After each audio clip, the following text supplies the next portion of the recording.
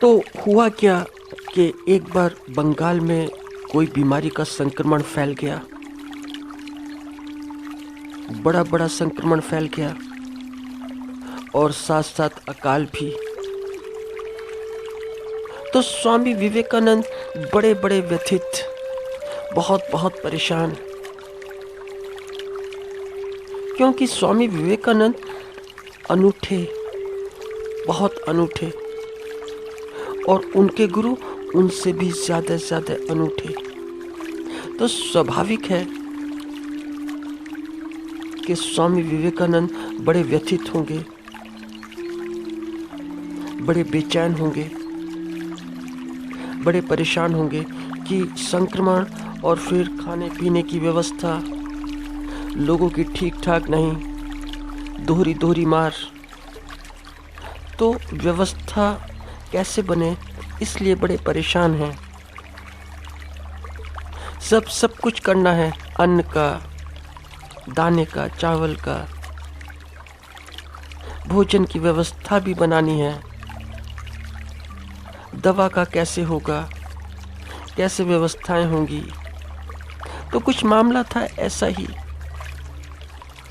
तो स्वामी जी काफ़ी लोगों से वार्तालाप करते हैं कि यह कैसे किया जाए, इससे कैसे निपटें, क्योंकि व्यवस्थाओं के लिए धन की आवश्यकता होती है। धन की व्यवस्था हो, और धन की व्यवस्था लोगों से ही की जा सकती है। तो लोगों से बातचीत कि धन की व्यवस्था हो, खरीदारी हो, और फिर वितरण।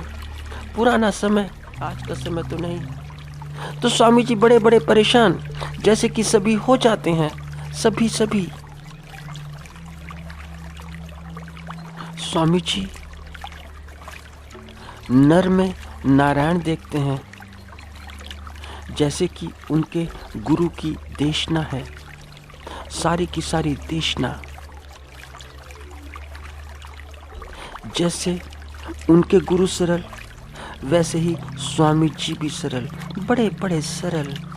जैसे गुरु भावुक, वैसे स्वामी जी भी भावुक। तो हुआ क्या कि कहीं बाहर से 3-4 महात्मा जी भी आए हुए थे, उनसे बात करने, वार्तालाप करने, बाहर कहीं से। तो उन्होंने भी देखा कि स्वामी जी तो सांसारिक कार्यों में तल्लीन हैं, पूरे के पूरे मग्न हैं, जैसे कि सभी होते हैं, क्योंकि व्यवस्थाओं के लिए मग्न तो होना ही पड़ता है। तो वे महात्मा जी बीच बीच में, वे तो आध्यात्मिक ज्ञान चर्चा के लिए स्वामी जी से मिलने के लिए आए, मगर स्वामी जी आध्यात्मिक ज्ञान चर्चा ना करें, उन्हें इसमें कोई रस नहीं। उन्हें रस तो एक बात में ही कि बीमारियां लोगों की दूर कैसे हों, लोगों की भोजन की व्यवस्था कैसे बने, कैसे भोजन का अरेंजमेंट हो। मगर वे महात्मा लोग बीच बीच में जहाँ भी मौका मिले, जैसे ही मौका मिले, जैसे ही कोई चांस देखें बात करने का कि स्वामी जी चुप हुए, तो वैसे ही बोल उठे कि बताइए, ईश्वर साकार है या निराकार? वैसे ईश्वर है तो निराकार, क्योंकि ईश्वर निराकार ही हो सकता है, और कोई उपाय भी तो नहीं, साकार तो नहीं हो सकता। तो उन महात्माओं के कहने का भाव यह है कि जैसे ईश्वर के पास और कोई विकल्प ही नहीं सिवाय निराकार रहने के। जैसे ईश्वर निराकार ही रह सकता है, ईश्वर और कुछ नहीं कर सकता, साकार होने का तो कोई मतलब ही नहीं, क्योंकि निराकार रूप उनकी धारणाओं में ठीक ठीक बैठता है। तो उन महात्माओं में से एक महात्मा तो बहुत ही ज़्यादा ही वाचाल, टॉकेटिव। वह बीच बीच में ही बोले कि ईश्वर तो निराकार। तो फिर बीच बीच में स्वामी जी भी हाँ हूँ बोल दें, हाँ कर दें बीच बीच में, हूँ कर दें बीच बीच में। और फिर साथ साथ अपने लोगों से, जो उनके प्रेमी हैं, जो पारिवारिक हैं, तो उनसे अकाल के संबंध में भी बात करते रहें और महात्माओं से भी हाँ हूँ करते रहें, दोनों साथ साथ। स्वामी जी बहुत ही करुणापूर्ण हैं और उन लोगों के लिए जो पीड़ित हैं, जो भूखे हैं, प्यासे हैं। मगर उन महात्मा जी का वहाँ कोई रस नहीं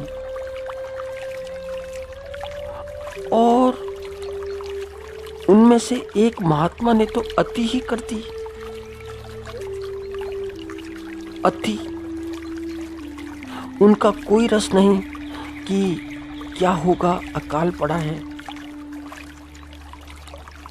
संक्रमण बीमारी का फैला हुआ है, लोग बाग भूखे प्यासे हैं, वहाँ कोई रस नहीं। तो वह महात्मा जी बोले कि स्वामी जी से कि हाँ हूँ नहीं चलेगा, हाँ हूँ नहीं, कि उड़ते उड़ते बोलते हो कि हाँ और उड़ते उड़ते बोलते हो कि हूँ। ऐसे हाँ हूँ नहीं, ऐसे मत कीजिए हाँ या हूँ, सुस्पष्ट कीजिए, आप क्लियर कीजिए, बिल्कुल साफ साफ कीजिए, साफ सुथरा, कि ईश्वर साकार है या निराकार, साफ साफ बताइए। ऐसे नहीं कि औरों से भी बात करते हैं और बात करते करते बीच में हाँ हूँ बोल देते हैं। तो स्वामी जी क्रोधित तो थे ही, मन ही मन में क्रोध तो आता ही है कि इन्हें साकार की लगी है, साकार की पड़ी है, साकार निराकार की लगी है। यहाँ लोग पीड़ित हैं, बीमारी से मरते हैं, भूख से मर रहे हैं।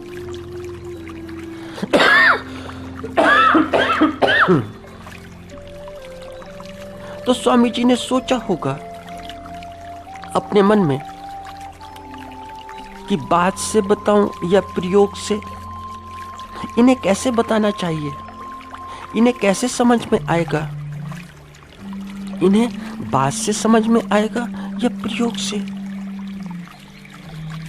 तो शायद स्वामी जी ने सोचा होगा कि प्रयोग ही उचित रहेगा, क्योंकि बातें तो इनकी समझ में आती नहीं।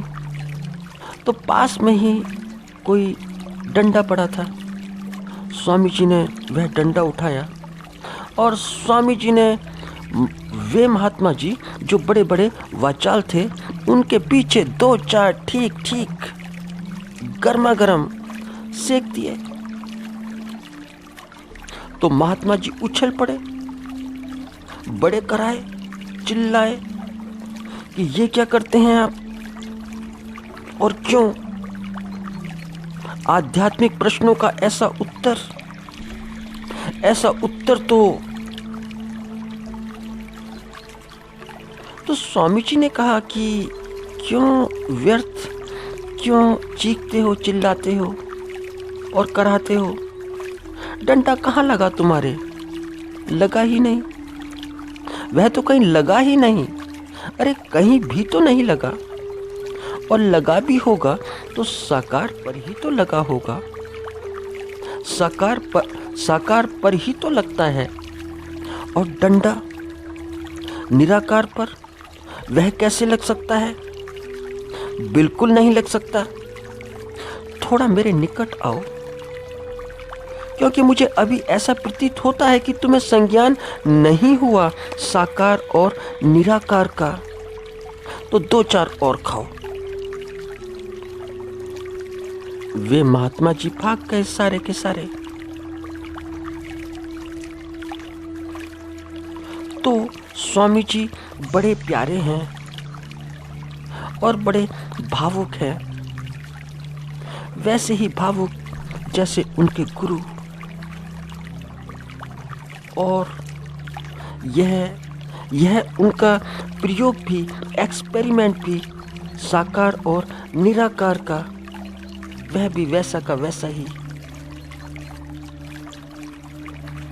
साकार और निराकार ये अलग अलग नहीं, ये अलग अलग नहीं है, एक ही है।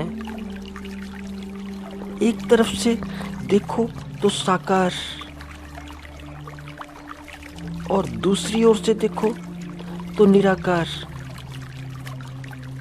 जैसे व्यक्ति को सामने से देखो तो सामने से कुछ और नजर आता है, उसका चेहरा नजर आता है, और पीछे से देखो तो चेहरा नजर नहीं आता, पीठ नजर आती है, मगर व्यक्ति एक ही है।